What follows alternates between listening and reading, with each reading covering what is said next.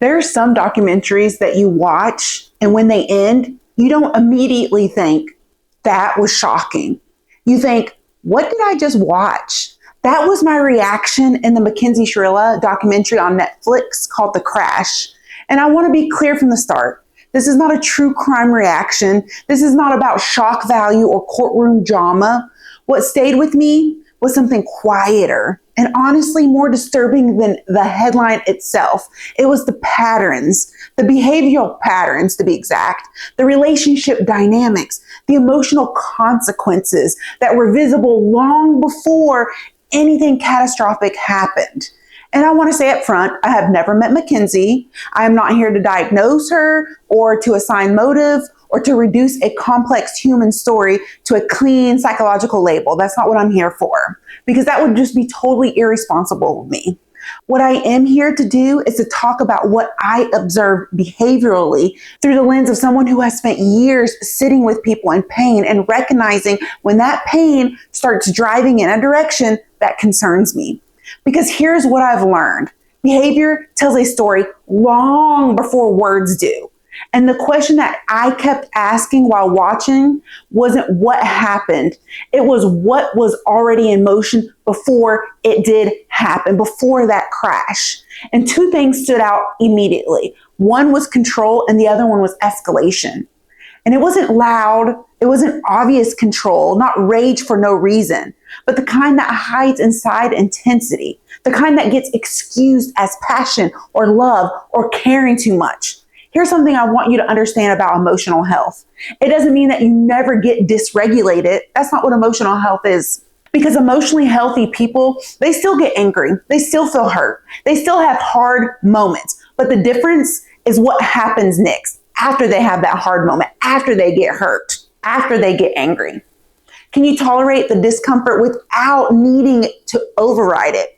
Can you sit in rupture without immediately forcing a resolution? Can you feel pain without making someone else responsible for making that pain that you feel stop? That capacity, that pause between feeling and acting, that is emotional maturity. And what concerns me is when someone has grown up in environments where chaos felt normal and where emotional intensity got mistaken for connection. Because when this happens, usually their nervous system, it learns that if I feel it strongly, then it must be real. If I feel hurt, then my reaction to that hurt is justified. If I feel activated, then I need to act now. And in this type of upbringing, intensity gets confused with depth and urgency gets confused with truth. But emotion is not always wisdom. It is not. And reaction to that emotion is not clarity. The second pattern that I saw was escalation in this video, this documentary. And this is where it gets harder because escalation is not anger. It is the absence of a pause. It is what happens when someone's emotional volume, it just keeps rising and there's no internal mechanism that says, hey, wait a minute, slow down here. And what escalation can cost people, even in everyday relationships, is so dynamic. It's enormous. Escalation can cause trust to erode. It can cause safety to disappear. It can cause people to start walking on eggshells. It can cause bridges to burn quietly. And this happens long before anything dramatic or catastrophic even happens. And that is what unsettled me most in this documentary. Not one event, a pattern that was repeated and it was unaddressed.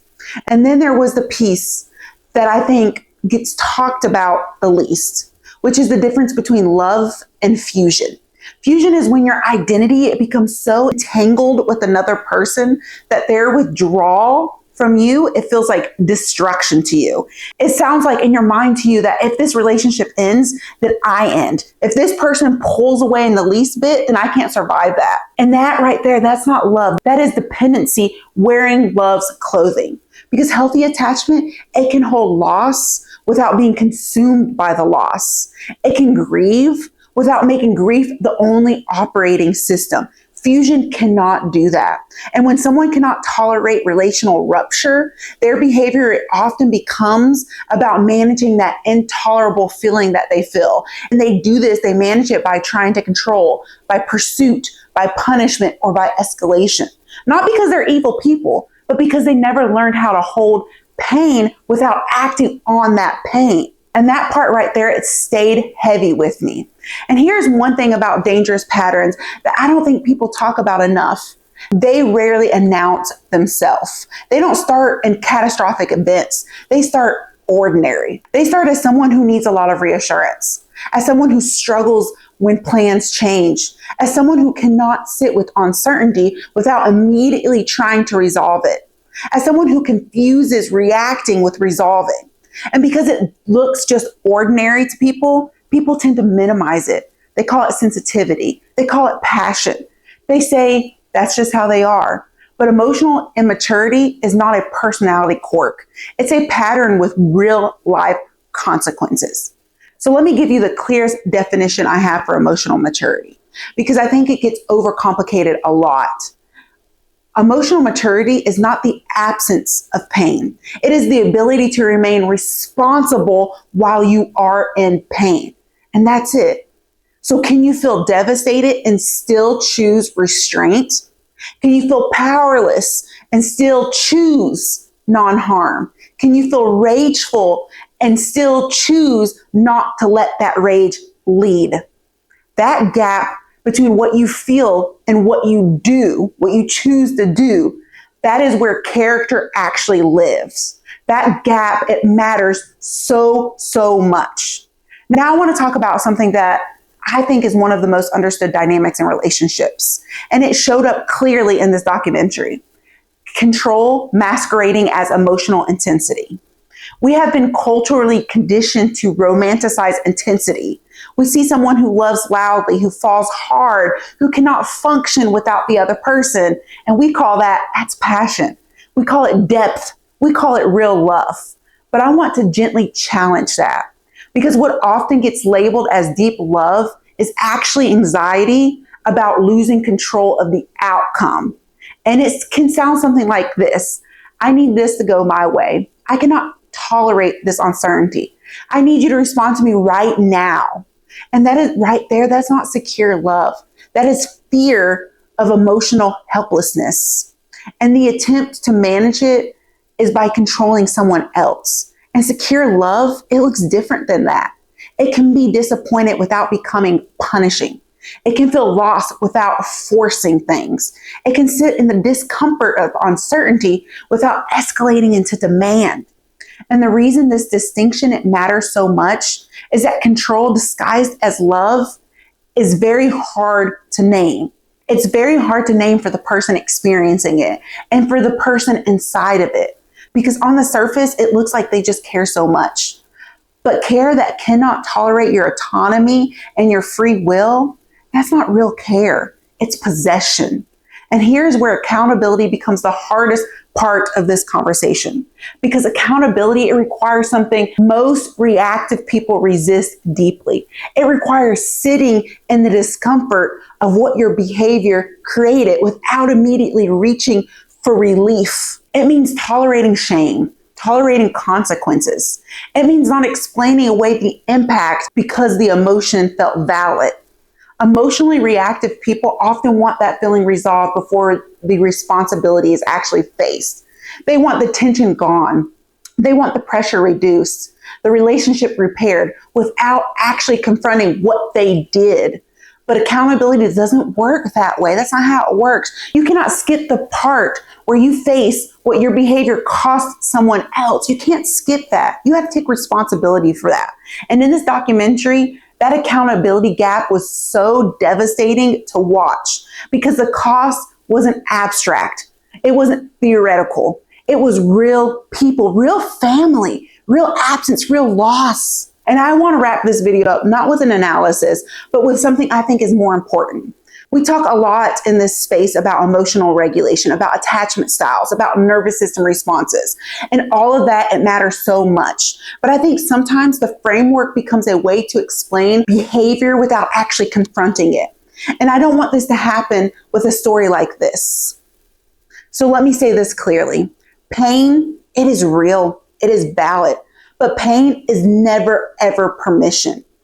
Pain or hurt does not give you a free pass to mistreat others, to lash out, or to act without boundaries. You are responsible for your actions, regardless of your past or the pain that you are in. So pain and permission are not in conflict with each other. Someone can be genuinely hurting and in pain, and someone can be shaped by hard experiences. They can be carrying real wounds, and they are still fully responsible for what they do with that hurt and that pain and that trauma and the way they feel.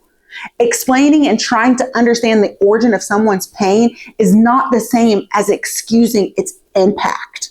And I think our culture is sometimes blurs the line in a way that is dangerous, especially for the people who are at the receiving end of someone else's uncontained emotion. Because here's what I know after years of this work. Unresolved patterns do not stay internal, meaning that those unresolved patterns and unhealed emotional wounds, that past trauma or those suppressed feelings, they cannot be kept locked away. Instead, what happens is that they leak out, shaping how you react to stress, how you relate to others, and how you behave in relationships. They move, they ripple outward into every relationship, into every conflict, into every moment or perceived threat. And the people who pay the price for that unresolved, unhealed wounds, patterns, trauma are often not just the person carrying the unresolved pattern. They are the people that are closest to them. And that right there is the weight of this documentary, the weight of this story. Not the crash as an isolated event, but what happens when emotional immaturity goes unaddressed, when escalation gets normalized, when control gets romanticized, when accountability gets delayed until it's too late. So what do I want you to take from this? I don't want you to take judgment, not a true crime verdict, but a real question about yourself, about your relationships, about the patterns that you might be minimizing right now. Can you tolerate disappointment without punishing someone for it? Can you sit in relationship uncertainty without needing to force a resolution? Can you feel the full weight of your emotions without letting those emotions make decisions for you? This is what I call emotional wealth, not the absence of feeling, but the capacity to feel without losing the responsibility that you have to others. Because the most dangerous moment is not when someone breaks down dramatically. It's the quiet accumulation of small moments where pause was possible and it didn't happen. Don't wait for devastation to take that seriously. And stories like this are often so heavy. And I think when we sit with them, they teach us something deeper about emotional responsibility, about grief, about relationships, and about what we do with pain. I would genuinely love to hear what stood out to you the most. Comment below and let me know. And if you're here for deeper conversations around emotional health, attachment, responsibilities, and emotional wealth, make sure you subscribe and like, and I'll catch you on the next video. Thank you for watching.